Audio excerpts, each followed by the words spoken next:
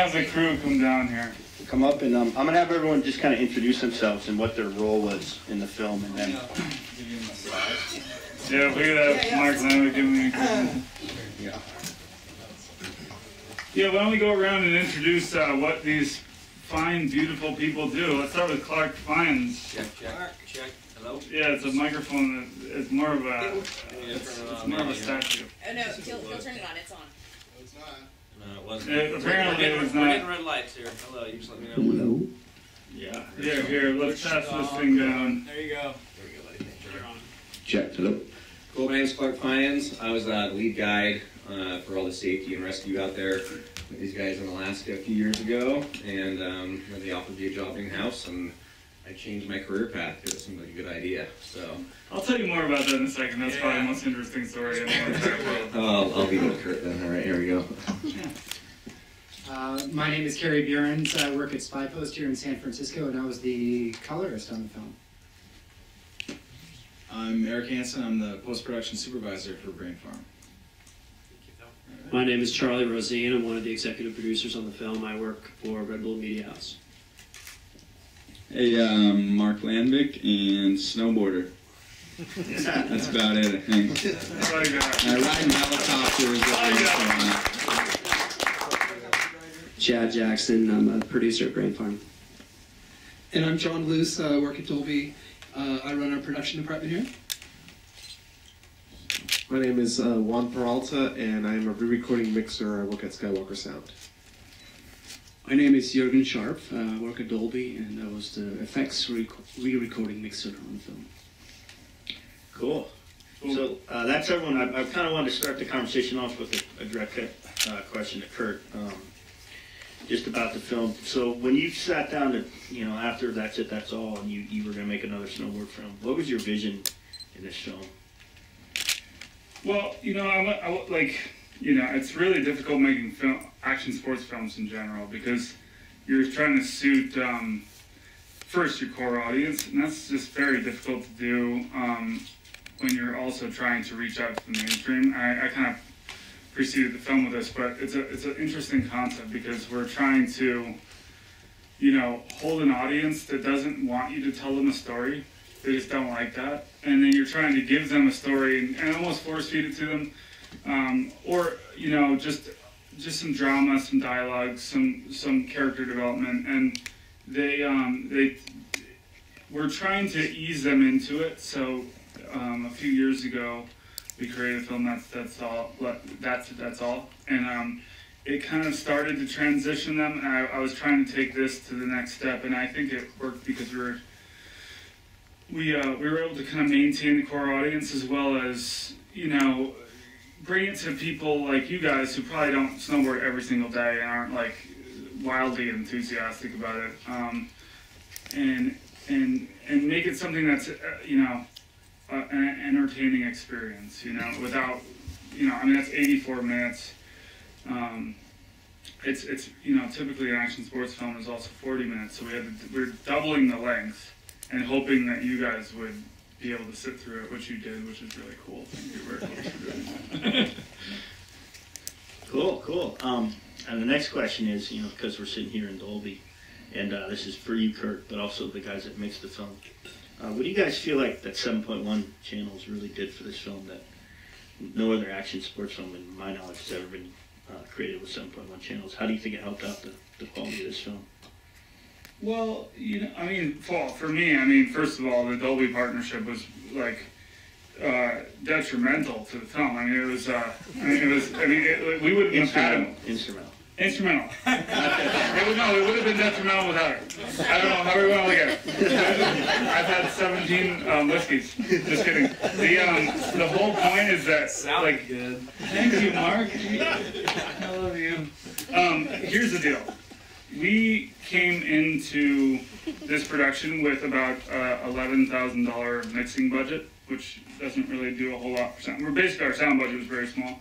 Probably that was my fault. And I met Angus at NAB, and he was like, "Listen, I think we could do wonders for this film." And I was just like, "You guys are Dolby. Like, I don't really deserve this at all. Like, it just was so big for me to to hear that. And you know, he came to us and he was like, we can do something with this film. You know, 7:1 surround and working at Skywalker, I was like, oh my god, I'm scared. You know, it was like a big thing for me. And you know, so yeah, I mean, we've typically worked in stereo, and then the last one we got to work in 5:1, but the experience just wasn't there. And you know, this film, getting to work with the True HD and the 7:1, it just, I mean, I think it's just opened up so many doors for us as far as just like giving a little bit bigger experience than I'm particularly used to. But you know, these guys can speak to. You know, how was the process working with us? Was it not the process? Was it different? Oh, come on. Go ahead, Juan. Let's hear as the lead mixer of the film. Well, yeah. Don't say detrimental. It didn't work for me. Obviously, it didn't work for me. You know, I've mixed a lot of films, and this one is definitely. I think the 7.1 really helped this film a lot, just because.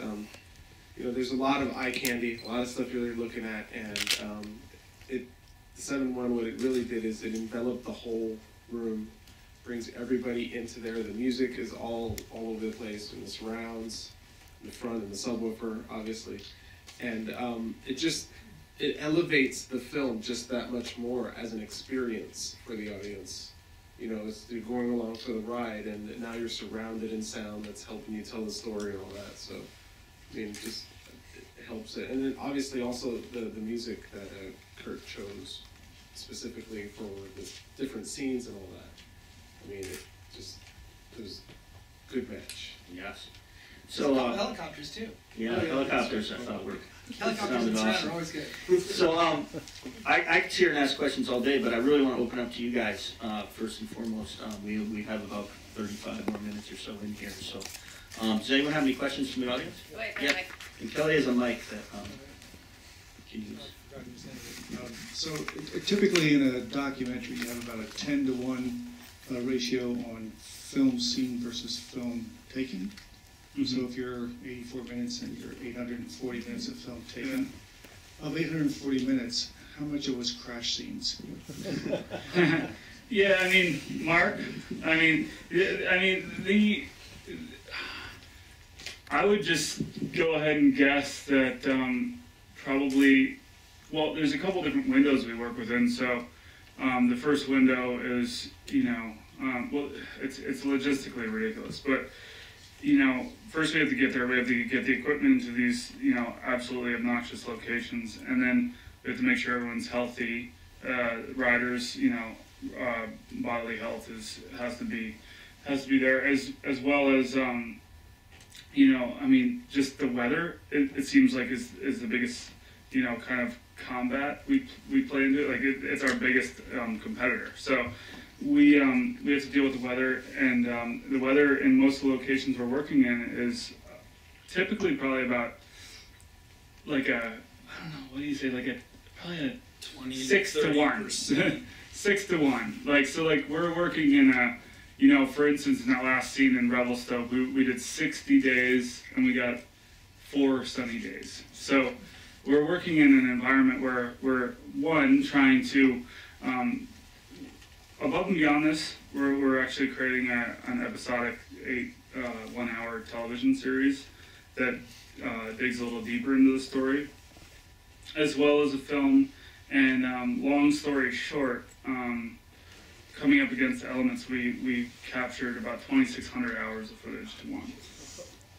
I would say though that I would say also to your question that I think a lot more landed stuff hit the cutting room floor than actual falls. I mean, we do fall out there, but we're pretty good at the same point, so we're trying not to fall. And we filmed so much footage in the last 2.5 years that seriously, what would you say percentage-wise hit the floor? I mean, 2,600 to 1.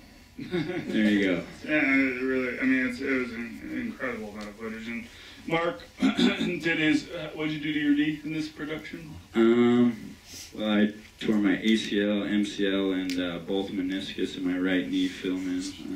It's like everyone got a little bit jacked up. Yeah, all in the same trash. Yeah. Yeah, same crash. Yeah, I mean, Mark hurt his back. Travis hurt his back. Like you saw. Oh yeah, Scotty 15 stitches in my lip. First day filming. Yeah. That was good. A lot of people tend to get hurt in these productions. One thing to kind of touch on the in